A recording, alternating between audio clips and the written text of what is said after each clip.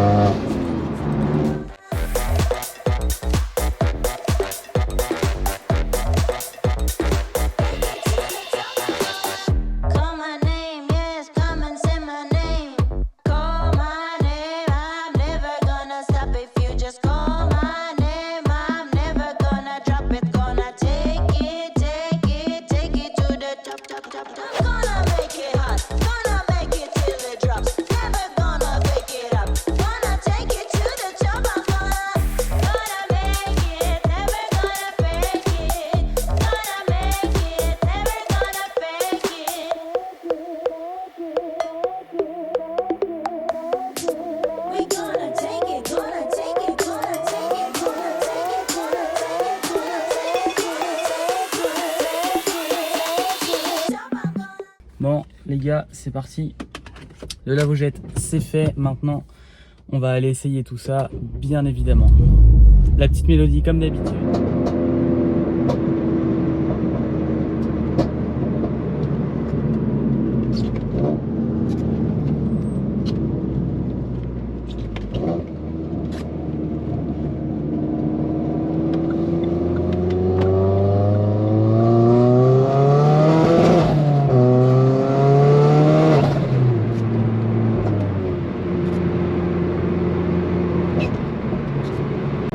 Bon frérot, tu vois le désavantage d'une Renault, c'est que quand tu es face à une Allemande, on pense que vraiment t'as pas de puissance.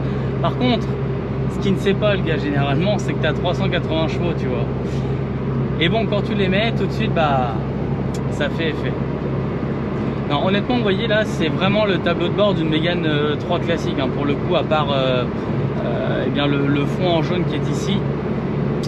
Et puis même le volant, vous voyez que à part les surpiqûres jaunes, en fait on n'a pas d'autre distinction du modèle normal, du modèle RS.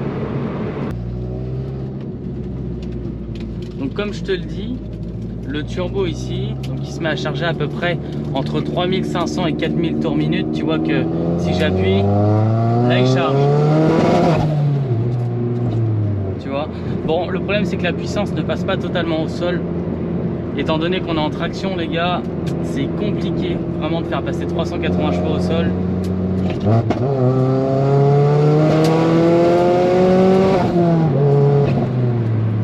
Ça vient aussi des pneus, hein. Les gars, je suis pas monté en slick.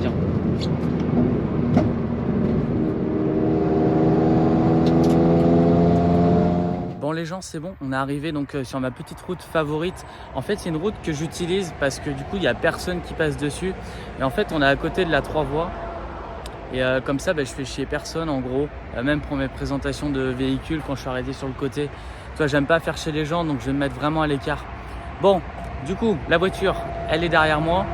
Je vais te présenter tout ça, je vais te présenter l'intérieur. Tu vas voir que c'est pas une Mégane 3 RS Trophy classique comme tu peux retrouver dans sa version d'achat en fait. Cette voiture là elle a fait un peu de piste pour le coup, donc elle est préparée pour, et tu vas voir au niveau motorisation et au niveau équipement sur le côté, tout est équipé sur cette voiture là. Bon frérot, d'extérieur comme tu peux le voir, donc on l'a vu au lave-jet tout à l'heure d'ailleurs, tu vois il y a encore des traces de l'eau parce que c'est de l'eau minéralisée je pense. Bon pour le coup d'extérieur tu vois que la face avant n'est pas d'origine, et oui Alors cette pièce là, en fait tout ce qui a été fait ici les gars, ça n'a pas été fait par moi, ça a été fait par l'ancien proprio. Pour le coup cette pièce là, alors c'est une pièce sur mesure pour effectivement ventiler davantage le moteur, vous allez vite comprendre pourquoi après. Pareil, ce que tu vois ici c'est une petite huile d'aération et ça a toute son importance, tu vas comprendre vite pourquoi après. En fait, le problème sur cette voiture, c'est que forcément le moteur est modifié, donc le moteur va davantage chauffer avec les pièces mécaniques qui sont à l'intérieur, sauf que la place est assez confinée si tu veux, donc forcément la chaleur va exploser au bout d'un moment. Et d'ailleurs, j'ai eu un petit problème sur circuit par rapport à ça, donc la voiture avait commencé à prendre feu quand j'avais quitté la piste, puisqu'en fait, je t'explique, j'étais en train de me taper la bourre avec une GT3, parce que ouais, cette voiture, elle marche du tonnerre mon gars. Donc j'étais en train de me taper la bourre, et au bout du 4e ou 5e tour, j'étais vraiment un chouïa derrière lui. Et là, j'arrivais en bout de piste, donc c'était au Vigan. Et mon cerveau, il a dû fonctionner vite. Est-ce que je faisais un tour de plus, étant donné que j'avais déjà fait 5 tours ou 6, je sais même plus en fait, et qu'il faisait assez chaud quand même, et je voulais pas faire surchauffer les freins ou quelque chose comme ça. Ou alors je sortais de la piste. Donc j'ai décidé au dernier moment de sortir de la piste et de remettre cette partie-là à plus tard, entre guillemets. Le seul problème les gars, c'est que j'ai abaissé ma vitesse trop rapidement. Forcément, je suis sorti de la piste et j'ai pas fait de tour de refroidissement, tu vois. Et quand je suis arrivé au stand et que on a stoppé la voiture, ça fumait, mais tu sais, un tout petit peu par le capot. Et on s'est dit, mais tiens, c'est bizarre, voilà quoi. Du coup, mon daron, qu'est-ce qu'il a fait? Il est arrivé devant, il a ouvert le capot. Qu'est-ce que ça fait, capot plus air? Mais mon gars, ça fait barbecue, tu vois. Ça fait un gros appel d'air. Et pour le coup, ça a commencé à prendre feu. Et ce qui s'est passé, c'était la bande de chauffe, enfin la bande de pourtour de la sortie du turbo de mémoire. Et en fait, cette bande-là était prévue pour 1000 degrés, tu vois. Donc je pense qu'aux alentours des 1300 degrés, ça devait quand même un petit peu chauffer. Donc voilà la raison pour laquelle je vais peut-être revenir en arrière quand même, parce que je suis rendu à l'autre bout en fait. Donc c'est pour ça que la voiture avait pris feu. L'extincteur avait été sorti bien évidemment. Après c'était vraiment un tout petit incendie, donc j'ai eu vraiment beaucoup de chance là-dessus. Et il n'y a pas eu de problème mécanique après ou de connectique, parce que pour le coup c'était de la poudre blanche, tu vois. Heureusement que c'était pas la poudre bleue, parce que celle-ci les gars elle est corrosive, un truc de malade, tu vois.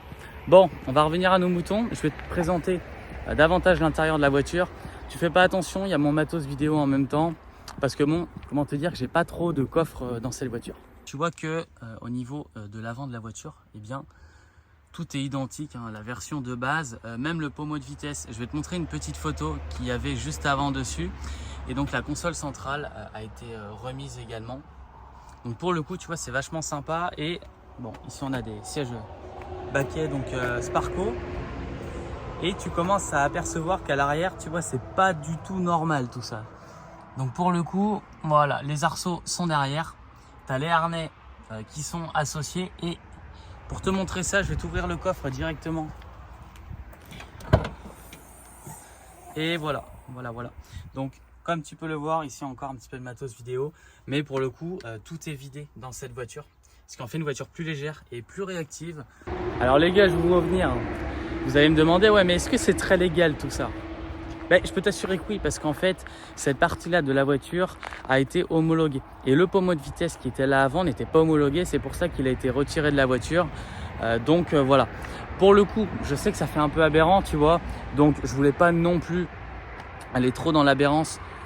Si tu as un comportement qui est responsable sur la route et que tu conduis ce genre de véhicule, ça peut aller. Par contre, on est bien d'accord que si tu as un comportement de merde, que tu accélères partout, machin, et que tu te fais arrêter par les gendarmes ou les policiers, forcément, hein, mon gars, tu vas prendre des amendes.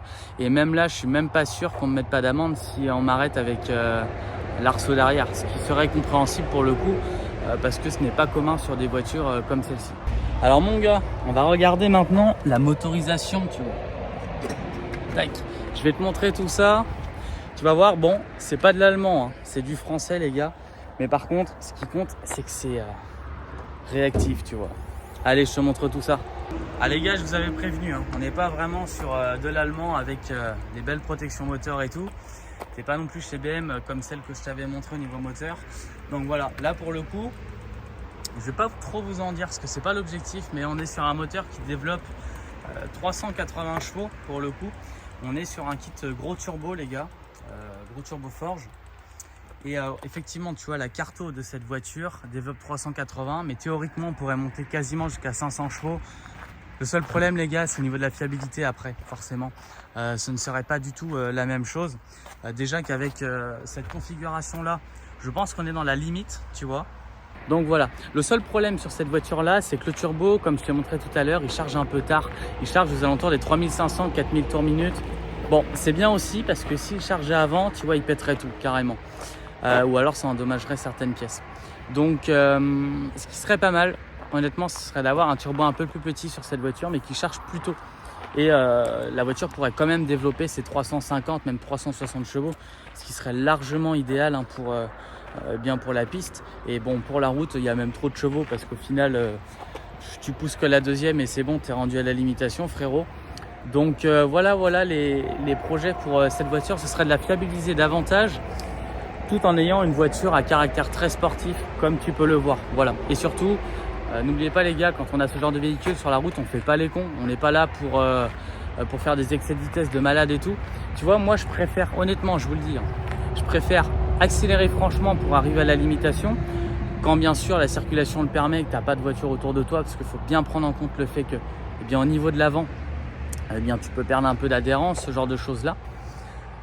Je préfère largement ça que faire un con, tu vois, aller en ville et puis accélérer jusqu'à 70 km/h, 80, tu vois. J'en vois, ils vont même plus, frérot, tu vois, ça sert à rien, vraiment. Des voitures comme ça, si vous voulez vous faire plaisir, honnêtement, bah, il y a le son. Le son de ces voitures-là sont exceptionnels en fait, et tu peux largement t'amuser avec ça.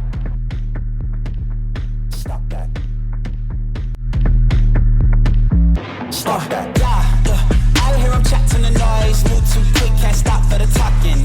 I hear him chat with the boys, man so tough, but mans keep walking. Just too sharp with the prize, white girls let it tell me I'm awesome, yeah. Hot like fire on the pan, if you wanna touch man, please use caution. Cold like 0 degrees, I'm out the cage, gotta let out the beast. Revolutionary, gotta let out the streets. Locked in a cage, I'ma let out the. Wake up, get out the sheets. We came for one man, forget my peace. You take the west.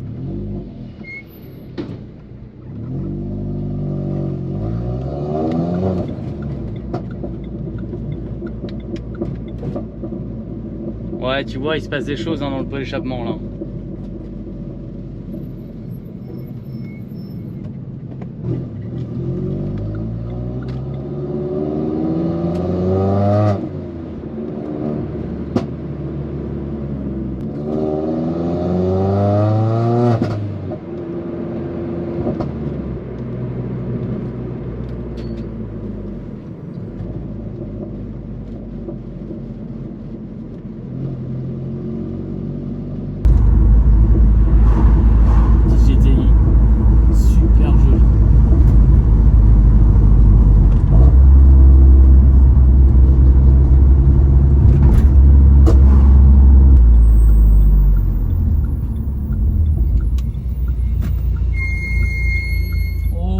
Ça grince, hein. Comme on dit chez Renault, tous les jours un bruit nouveau. Hein.